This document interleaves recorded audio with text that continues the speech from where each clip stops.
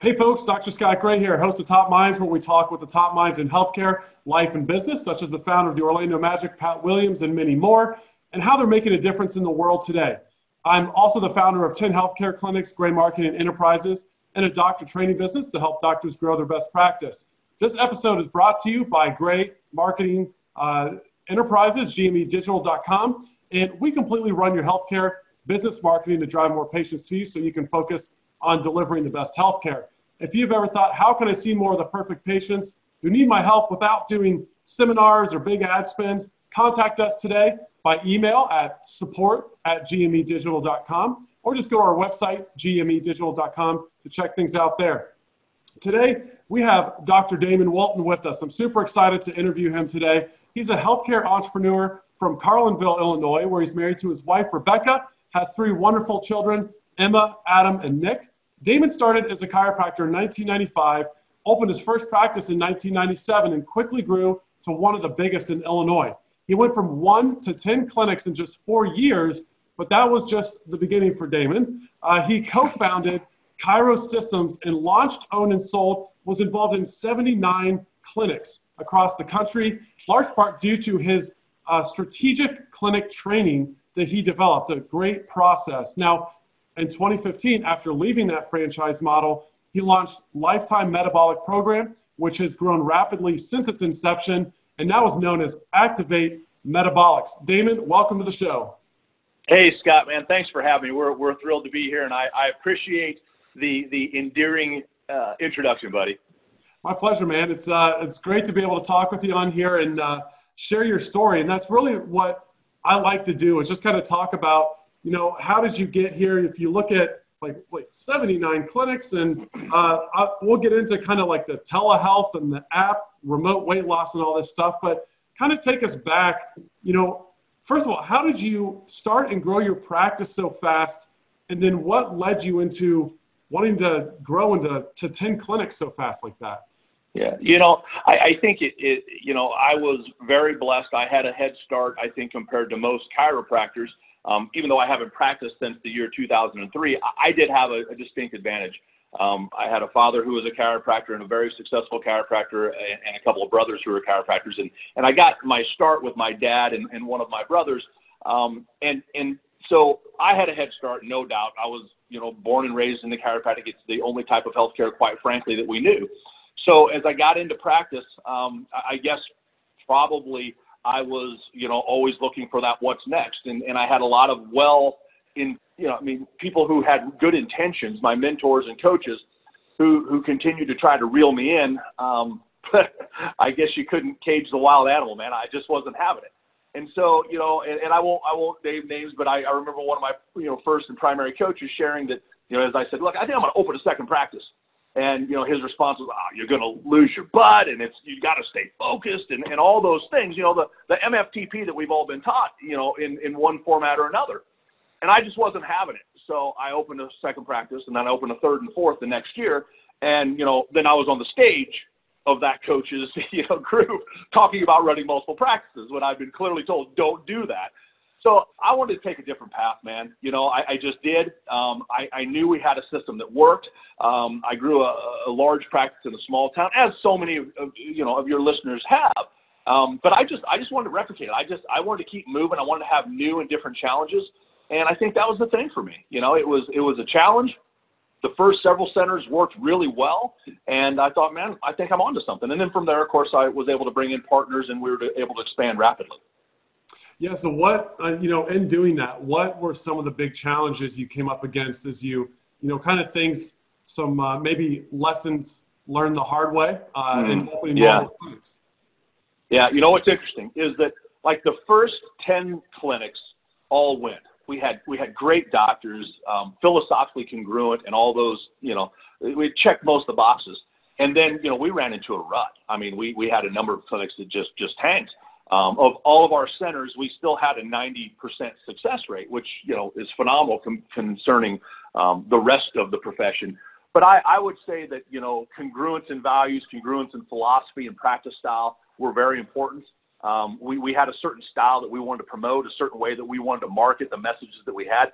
And when we tried to shift that and move that out of our realm and our areas of expertise, in the chiropractic profession, there aren't a lot of safety nets, as you're well aware. I mean, if you're a medical doctor and you suck at it, you can probably still get a job at midnights in an ER, right? That doesn't necessarily exist in our profession. So you've got to be able to dial in and wear a lot of different hats.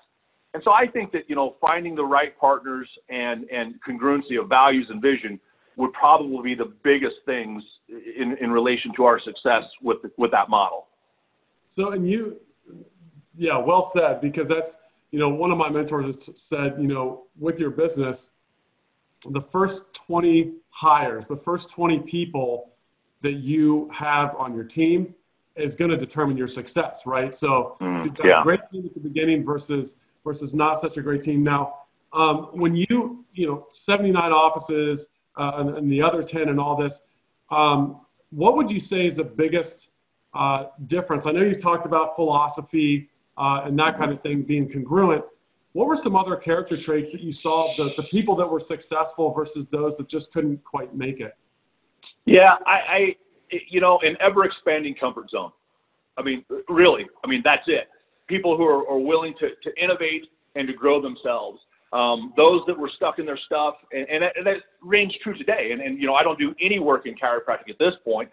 Everything we do is within weight loss or integrated medicine, like you, Scott. But the reality is I think that those people that are willing to really do whatever it takes to push their comfort zone and to grow that on a daily basis, those are the people I want to work with. I mean, I'll take hard work and intent over initial talent any day of the week. I mean, that's an easy choice for me, and we learned that. We spent, tons of money and countless hours with personality profiling and multiple phases of that, and we had a professional that worked through that, and that was all of great value. But at the end of the day, we found that we could work with almost anyone if they had the appropriate intent and were willing to grow themselves on a regular basis and not just have that be lip service. And I mean, that's paramount in what's happening today too, right? I mean, we're all under this fearful scenario that's occurring, and those that are willing to innovate and change and pivot, guess what's going to happen? They're going to come out of the other side of this thing really successful, and those that aren't are going to struggle. And that, I think, was a real key characteristic into those individuals is I'm willing to grow, I'm willing to innovate, and guess what, man? I don't know it all. I mean, Scott, just in the last week, I've been on 2 of your webinars and learned so much because I just realized that, man, I've got to become more of an expert in that telehealth field, which fortunately we were a bit ahead of that curve. But just, realizing that, man, I better go find resources like yourself to figure this stuff out. So listen, that's not a purposeful shout out, but that's the reality. That's an example of, man, that's not my wheelhouse. It better get in my wheelhouse quick. Absolutely. And that's, I think, most people you see that, do big and great things, they're reaching out to find people it's the more we know, the more we realize we don't know. And it's kind of a cliche, but there's a lot of people that don't live by that, which is very surprising when, you've worked with more chiros than myself as far as, having them in your practices, but it's like you teach them something, but they just won't listen and won't, abide by it. They think they know how to do it. And this is what it is. But so if you're listening to this, down the road and you haven't looked at the date on this, the scenario we're referring to here is we're kind of like right at the beginning of the COVID-19, I guess. Right. The $2 trillion bailout thing was just signed in. So that's about the time we're talking about this. And we just got a lot of docs that are really scared right now. But we got to pivot. Sure. And we're obviously here to help people do that. Now, so I want to ask you a question because you referenced something a second ago saying, I'm not doing chiropractic anymore. I'm in the integrative space. You're in weight loss and integrative. Now, when I switched, I basically resigned off the Ohio State Chiropractic Association board and, different things like that. You come from a family of chiros that you just, laid out for us. Was there any kickback in kind of getting out of that and going your own direction into this other world? Yeah, not at all. My longtime business partner who was critical to, Activate, and along with, our executive director, Carrie Puhala, who's been with me for a number of years, we all came from that chiropractic world. And we had, Bart Anderson's my longtime business partner, and he is, an equity holder in the Activate Metabolics brand as well. We both come from similar backgrounds, but the reality is I say that I'm not functioning in chiropractic. I don't own chiropractic offices, but the majority of our Activate Metabolics clinics are indeed in chiropractic offices. So really, I misstated that because I work with chiropractors every day. I just don't own chiropractic clinics any longer. So, no, man, there's been this evolution, and the thing that allowed me to have some level of success early in my career was diversifying and multiple things going on at once. And again, all the well-meaning coaches said, don't do it, but I did it, and it worked great for who I am. And I'm not saying it works great for everybody. But in the integrated model, our primary is and will always be the weight loss. And there's a big backstory behind that. But, to help a doctor to learn and have the ability to spin an additional plate is a different kind of challenge. It's different than just trying to make sure you know how to do a consult, a report of findings, and how do you convert a chiropractic patient. To be able to do that in multiple streams is important. And I think now more than ever, it's critical. If you don't have multiple streams of revenue inside of your clinic, and there'll be people who listen to this who don't agree, and that's okay. But I'm here to tell you, without multiple streams of revenue, without diversification of your family's income, I question your mindset. I really do. And we're seeing that right now. And so, no, there wasn't pushback. Incredibly supportive family. I mean, I was like voted in chiropractic school the most likely to fight you on the street corner over chiropractic philosophy. I mean, I was and still am that fire and brimstone guy. I mean, I truly am. But you can adjust somebody who's suffering from metabolic syndrome and is 50 pounds overweight and dealing with morbid obesity all day long, and they're still sick. And so we've got to be smart enough to combine those. And the regenerative model, which Scott, you've done so much more, and I've played a very small part of, is another great piece of the pie that we've just had a lot of fun. It's been a neat piece, but weight loss has always been our primary. Absolutely. So I want to dive into that. So where did the idea come from for the Metabolics brand, and what is that story? How did you guys get going with that? Where did it come from? Yeah, I mean, it was, and I won't share the whole story. I'll give you the abbreviated version. Knew that so I've been in the ChiroSystems, and we opened all those offices, and that was not a franchise model. We owned those centers.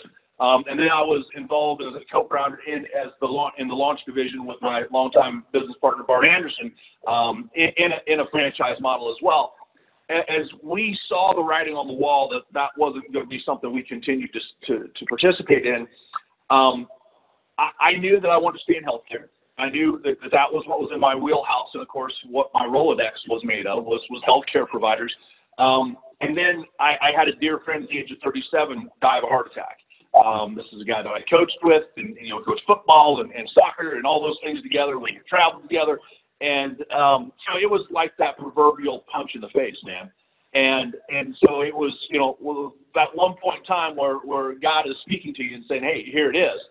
And so I kind of was retrospective about my own practice when I was adjusting spines all day long. And, I called myself a wellness practitioner. And that friend, by the way, who passed away was a patient of mine as well. And he was 100 pounds overweight, literally. And it was kind of that moment where I realized that, Damon, you called yourself a wellness practitioner, but the truth is you're a damn liar. That you had people walking through your door all day long and you called yourself a wellness practitioner just simply because you had a high PVA and people tended to stick around and bought into the chiropractic philosophy. And so it was this shift, this kind of thing that switched for me. And to be honest with you, Scott, it pissed me off. It made me angry at myself as I look back at that. But that was kind of the shift. And so immediately I was like, yeah, that's the way that I'm going to go. We looked at different models. We were part of different models, continued to see gaps, continued to see gimmicks, continued to see things that were unsustainable. And so over the course of a couple of years, working and launching a couple of my own weight loss centers, we just dialed in this genetic-based program that made sense. And it's evolved. And again, to sit here and proclaim that it was me is absolutely not the case. I've had great team members with me the entire time. I've learned from other systems that were good systems, but in my mind, just not good enough. And so it's just evolved over the course, and here we are 6 years later in what we are today, which is a genetic-based company that really is sustainable and backed with great science. I don't know. It's just one of those things in the industry. It's a very diluted industry. Weight loss is a very diluted industry, and the majority of it is a bunch of crap. We all know this, right? But there's some really great stuff out there too. I want to incorporate what I consider clinically as the best great stuff into what we have today. So that's kind of been the evolution. It started with a really sad story and ends with the fact that I've got people on my team who are part of this thing that are smarter than me and fill great roles to develop what we have now. Yeah, that's awesome. It seems like the pain a lot of times creates great things, right? A lot of times when we go through something tough, it gives us enough fire, right? I know listening to Tony Robbins back in the day, it was always like, how powerful pain is. Pain's the motivator, right? When you have pain, you act, and created this awesome thing. So tell me a little bit about, what makes Activate Metabolic different? You're talking about genetics and that kind of thing. Like what is it? How does it work? And how's it kind of different than what's out there? Yeah, when we first really launched what was Lifetime that then became Activate, we were on the front edge of the genetic-based weight loss. And a lot of that is based off of a study that was done at Stanford Medical in regards to those following a program based upon genetics versus just any other old program, somebody else's opinion. And so that made a lot of sense to me. I dug into it. The science is real. It's there. They're utilizing the idiosyncrasies of the single nucleotide polymorphisms. Say that real fast, right? But they're utilizing real science behind that to do two things. And I by the way, so I'm not a big fan of genetic testing for this marker or this marker. I'm really not. I feel like in many instances that can cause more harm than good. Oh my God, I've got the cancer gene for this, right? What we use it for is all proactive, to be able to teach our people how to do two things: how they should eat sustainably for the rest of their life based on their genetics, and how they should exercise sustainably for the rest of their life based on their genetics.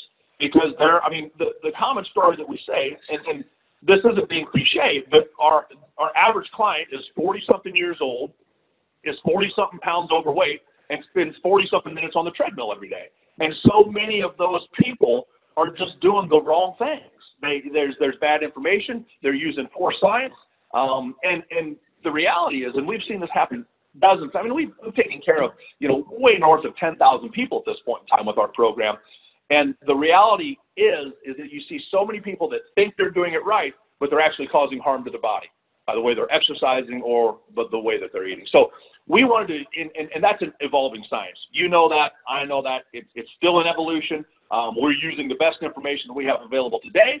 I don't imagine that will be at all the same 5 years from now. There will be different pieces. But right now it works, it's sustainable, and it creates long-term success, which is what it's all about. The weight loss industry is built to continue to create clients, and we don't want to be a part of that. We want to create sustainable results for the people that entrust us with their health. Yeah, love it, man. So tell me a little bit about like the difference in how, with this whole COVID-19, a lot of us are switching to telemedicine, to the phone consult, that kind of thing. How is the delivery of this service changing for you guys? I know you had mentioned an app to me earlier.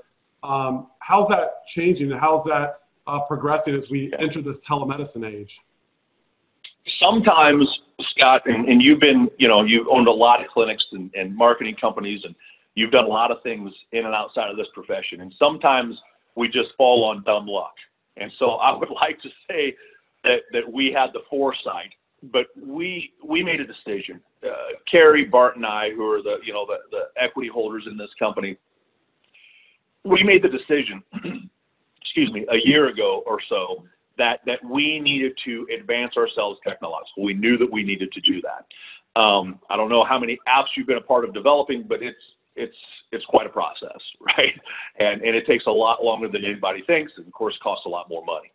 And so we started that process, and we, as it stands literally today, we have our first clients, utilizing that app. It's live, it's going through literally what I would call the third level of beta testing right now. But that's going to be released to all of our clients here very soon, all of our doctor clients.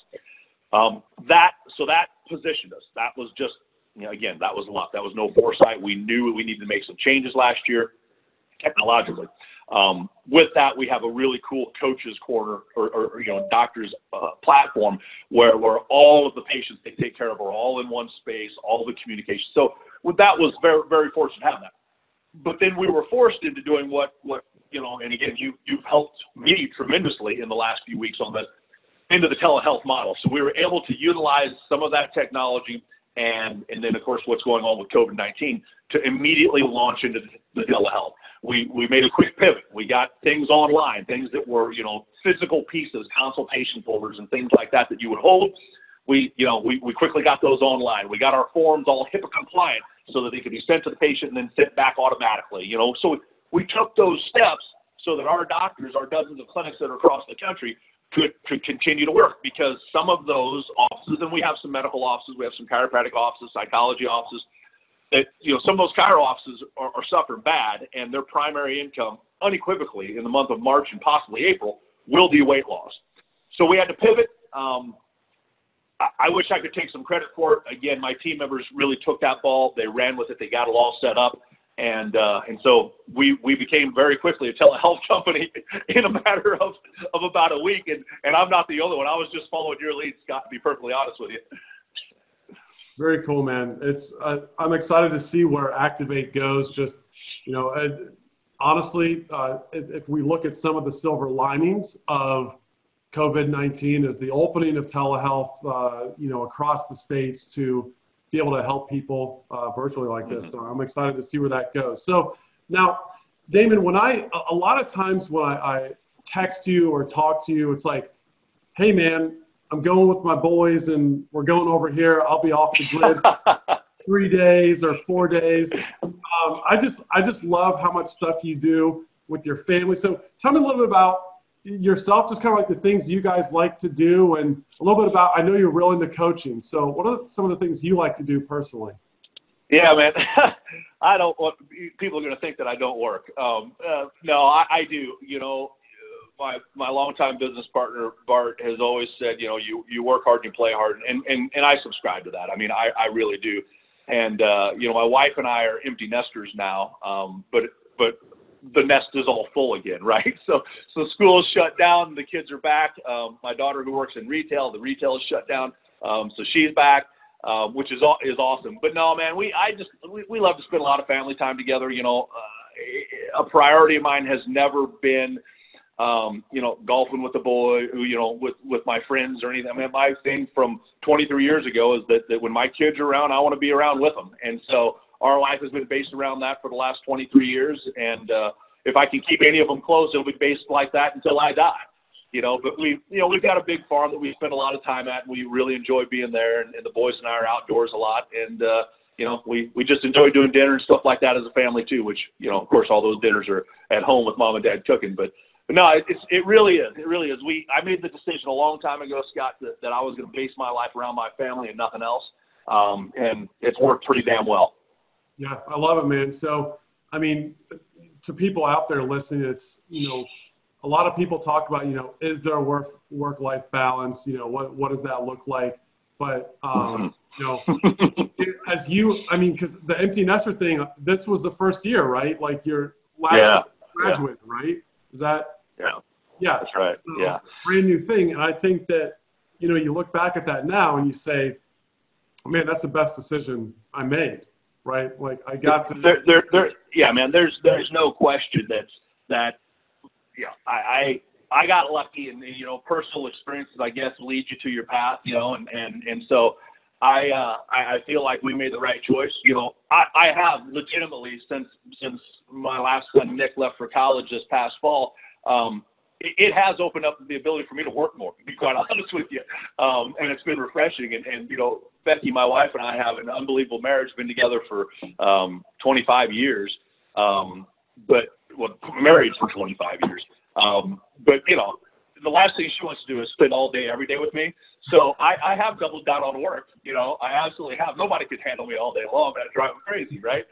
So, we have. And so, in all honesty, it's kind of been a bit of a rebirth for me as it relates to work, is that, I don't have anybody showing up at 3 o'clock after school. I don't have anybody that's waiting for me to cook them breakfast in the morning. And while I miss that, and I, and when they're here, I love it.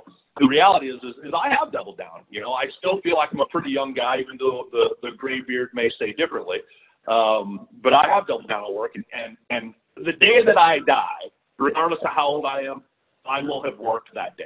I will. I will have done some kind of work involved in something that day. I mean, I really will. And I'm passionate about it. I like helping doctors. I like helping other business people.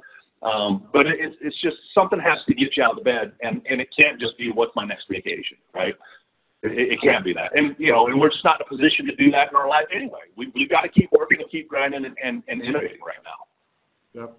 Love it, man. Love it. So earlier you talked about, mentors and coaches and things like that. And I know you've been big into that myself too, and, always trying to learn.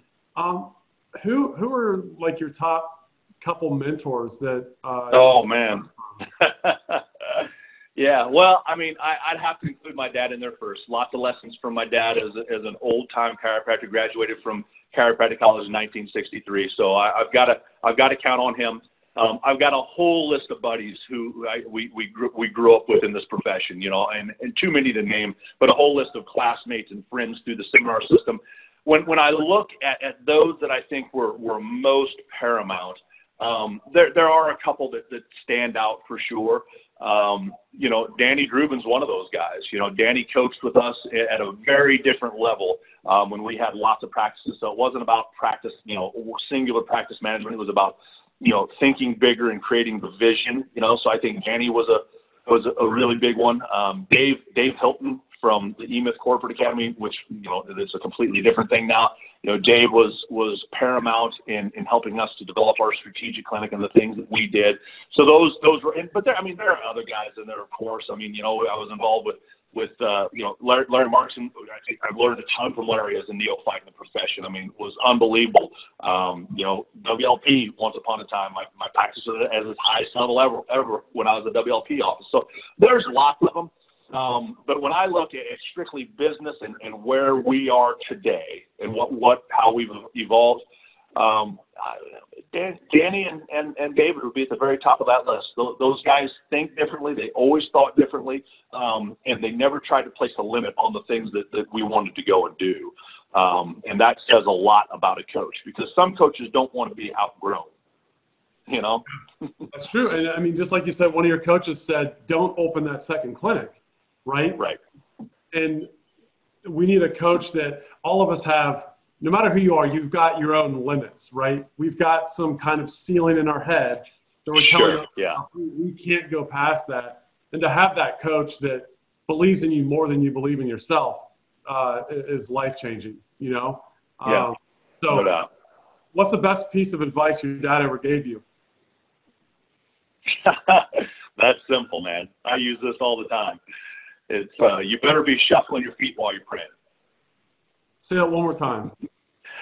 It's a simple one, and he said it to me. I don't know how many times. It's you better be shuffling your feet while you are praying. Nice. Did you catch it that time? Yes. Yeah. Yeah. I love it. It just comes back to we want to have the right mindset, right? We want to be praying and meditating and visualizing, doing all those things. But you better be moving your butt, because not much is going to happen until you do. So it's all about taking action. That was a great lesson. Yeah. I had someone tell me one time basically the same thing in different words. They said, work like, prayer doesn't work, and pray like working doesn't work. Right. Yeah. Good. Yeah. Very similar. Like just get out there and do it, but pray too at the same time. So, yeah. What would you say is the thing you're most proud of? I think the ability to be decisive and pivot. I think that's it. If you look historically at my professional career, which, make no mistake, there's been plenty of valleys, Scott, right? I mean, plenty. I wish that there'd been this meteoric rise and I've been on top the whole time. And that's just not how it works, That's man. what everyone thinks. You know? Yeah. You see that graph of success. Everybody thinks it's a straight line up when it's really like this, you know? And so I think the ability I've always been decisive, right, wrong, or indifferent. I was never afraid to make a choice. I think that's probably been a quality that has allowed me to get people to follow and buy into the mission. And I think the second one is being able and willing to pivot, to know when it's time to pivot and move in a different direction. And man, I look back, and there are times in my professional career I'm like, man, I should have pivoted on that a lot quicker. You know, I should have made that change faster. And hindsight is always easy to judge, isn't it? But you know, I think that's the biggest thing is being able to pivot and see where the next opportunity is. It's weird because truthfully, I really am an introvert. People who know me professionally don't tend to think that's the case. But I'd much rather be on my back deck with my family than in any other scenario. I mean, that's who I am. But the ability to show up as an extrovert and to show up and be willing to make changes for groups, that was kind of a learned thing, and I think that has served me well also. But truth be told, I'm happy with nobody knowing who the heck I am and quietly working out of my home office. You know, I truly am. But everyone who's listening, you know, be decisive. You know, you got to lead your team. And like in what we're experiencing today, and again, I know some people may not get this message for weeks or months, but if you're not able to innovate and pivot, and you want to be an entrepreneur, again, there are some real challenges with that. Absolutely. Yep. And someone said, describe that introvert extrovert balance before as a situational extrovert. Yeah, we had a funny experience one time that my wife's family had a wedding of some distant relatives, and we were going there, and that's not my gig, right? that is not what I'm thinking sounds like fun on a Saturday afternoon, right? Because I literally know none of these folks, and so I just told, and it was a lesson. I told my kids, I said, you watch. I said, I will work this room like nothing you've ever seen, and we did. We still talk about it today. I just wanted them to see that I can do this. I just choose not to do this on a regular basis. Yeah, I love it. All right, so I know you say you'd rather not be known or whatever, but I'm going to ask you, what does people not know about you that maybe your family knows that no one else knows? All my kids and my wife tell me I'm funny. I've never thought of myself as a funny guy. But I think that, I'm 6'5", 240 pounds. And just like you, Scott, you're taller than me. I think to a lot of people, I'm a physically intimidating guy, but I'm squirrely and making animal noises and all that. I think I'm goofier than probably most people understand, because most people know me in a professional setting. And my driver really does come out in that. I mean, that's not a show. That is who I am in the professional world. But outside of that, I'm probably a lot goofier than people would assume. I love it. It's been awesome talking with you, Damon. Anything else you want to say before we go? In a minute, I'm going to have you tell us where people can get to, connect with you a little bit more. But any last piece of wisdom or something important you want to share before we go? Yeah, man. I think maintaining innovation, no matter where you're at in your life or your business, is absolutely critical. I think in times of crisis, which again, we are in one right now, and not everyone listening will know or be thinking about that when they listen to this, but just having a voice, being the leader. It's a good lesson for us to be positioning ourselves as leaders with our families, leaders with our teams, and certainly leaders in our communities as it relates to healthcare. And so I think that being willing to step up and lead, being willing to innovate, are two really important things that everybody needs to get that. And Scott, I mentioned to you, and I mean this in all sincerity, you've laid out some amazing content here in the last week. I've benefited greatly from it. And I really have kind of taken your lead with that, with some of our not only our offices, but people who have come around to us at different times to just, get information out there, help where you can, because the more you put out there, the more that you give, unequivocally, the more eventually they're going to come back to you in return. And a part of that today during a crisis becomes even more paramount, in my opinion. So I think innovate and lead, man. Just innovate and lead. Continue to do that and be a voice of reason. That's it. Love it.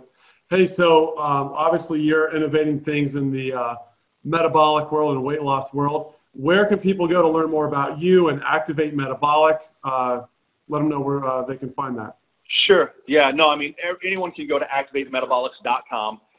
There's great connection that can happen through there. And, I rarely, would do this, but, for people who are listening that, maybe it's a clinical issue or maybe they're an issue with multiple centers. And obviously we've done that.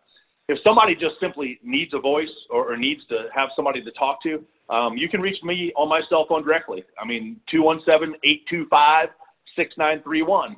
You can call me directly. I'm happy to help anybody. Scott, you really have led the charge in helping people through some of the stuff that's going on. And if I can play a small role for some of your folks to help with that as well, I'm more than happy to lend an ear and be a part of that. Yeah, please reach out to Damon if you have questions or think there's anything he could help you with. I mean, you've seen what the guy's done and what he's been through, and just a wise guy to not in the bad sense of a wise guy, but a man with a lot of wisdom that we can all learn from. So thanks so much, man. It was great talking with you today, Damon. Scott, it was awesome, man. I appreciate the opportunity to be here with you today, man. Thanks. We'll see you. Bye-bye.